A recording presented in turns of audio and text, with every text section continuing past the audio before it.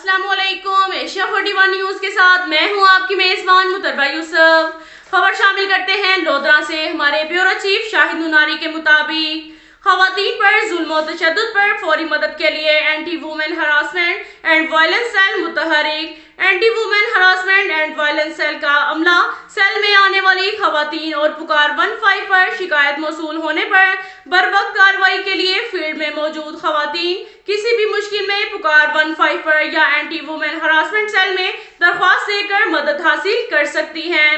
IG Punjab की हदायत पर खवातीन के मसाइल के हल के लिए सेल में खवातीन ऑफिसर तैनात हैं।